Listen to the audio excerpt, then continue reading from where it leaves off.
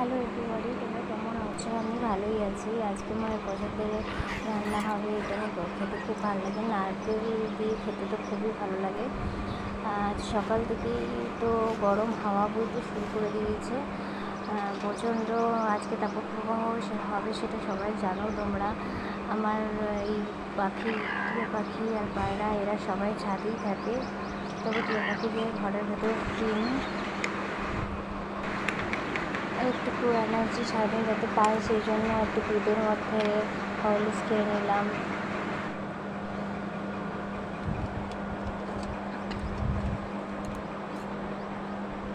দেখো, মানুষের মতনই খুব চান করতে ভালোবাসি, তাই সকাল সকাল একটু চান করিয়ে দিলাম। জল দেখলেই চান করবো, পাখা মেলে বসে থাকে, কিন্তু একদম মানুষের মতন ও আমার। চান করে নিল। পায়রাগুলো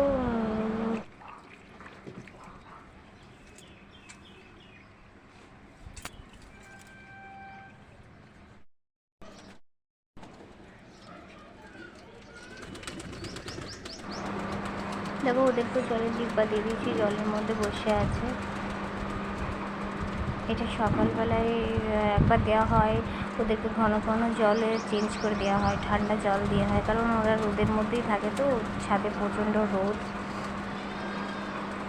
তাই মাঝে মাঝে চেঞ্জ করে দেওয়া হয়। ওরা যতবারই জল দিই ততবারই দেখি জলের মধ্যে চান করে খালি বসে বসে।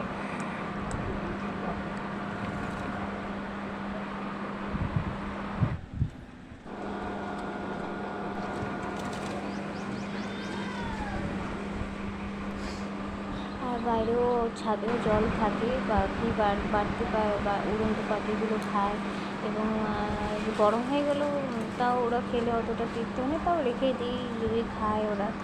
আর গ্রীষ্মকালে মাঝে মাঝে ঘন ঘন এটা আমার হ্যাবিট, মুখে জল নেওয়া।